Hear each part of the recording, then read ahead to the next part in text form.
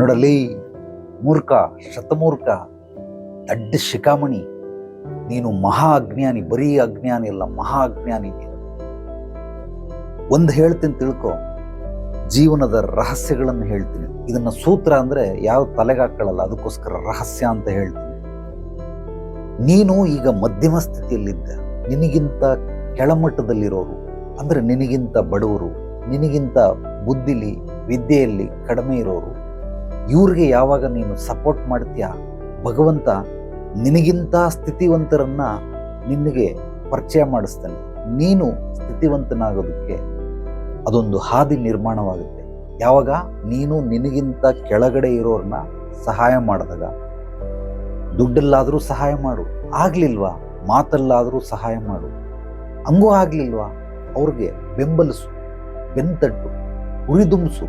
ಅವ್ರನ್ನ ಯಾವುದೋ ಒಂದು ರೀತಿಯಲ್ಲಿ ನೀನು ಮೊದಲು ಸ್ವೀಕರಿಸಿದ್ರೆ, ಅವ್ರಿಗೆ ಸಹಾಯ ಮಾಡಿದ್ರೆ, ಅವ್ರಿಗೆ ಬೆಂಬಲಿಸಿದ್ರೆ, ಬೆನ್ತಟ್ಟಿದ್ರೆ, ಮೆಚ್ಚುಗೆಯನ್ನು ವ್ಯಕ್ತಪಡಿಸಿದ್ರೆ, ಖಂಡಿತವಾಗ್ಲೂ ಭಗವಂತ ನಿನ್ನ ಈ ಒಂದು ಮಧ್ಯಮ ಸ್ಥಿತಿಯಿಂದ ಮೇಲ್ಸ್ಥಿತಿಗೆ, ಸ್ಥಿತಿವಂತನಾಗೋದಕ್ಕೆ, ಪ್ರಜ್ಞಾವಂತನಾಗೋದಕ್ಕೆ, ಜ್ಞಾನವನ್ನು ಪಡ್ಕೊಳ್ಳೋದಕ್ಕೆ ಮತ್ತೊಬ್ಬನನ್ನ ಕಳಿಸ್ತಾನೆ. ನೀನು ಇವನಿಗೆ ರೆಸ್ಪೆಕ್ಟ್ ಕೊಡ್ಲಿಲ್ಲ, ಇವನಿಗೆ ಮರ್ಯಾದೆ ಕೊಡ್ತಾ ಇಲ್ಲ, ಅವಹೇಳನ ಮಾಡ್ತಾ ಇದೆಯಾ, ಹೀಯಾಳಿಸ್ತಾ ಇದೆಯಾ, ಚಾಡಿ ಹೇಳ್ತಾ ಇದೆಯಾ ನಿನಗಿಂತ ಕೆಳಗಡೆ ಅವ್ರನ್ನ, ನೀನು ಎಲ್ಲೋ ಮೇಲೆ ಹೋಗ್ತೀಯ. ಹೋಗೋದಕ್ಕೆ ಸಾಧ್ಯವಾಯ್ತೇನೋ, ಹೋಗ್ಲಿ ಮಾಡೋ, ನಿನ್ನ ರೂಪದಲ್ಲೇ ನೀನು ಮಾಡ್ತಾ ಹೋಗೋ. ಅದು ಎಷ್ಟು ವರ್ಷಕ್ಕೆ ನೀನು ಬೆಳಿತೀಯ ನೋಡೋಣ.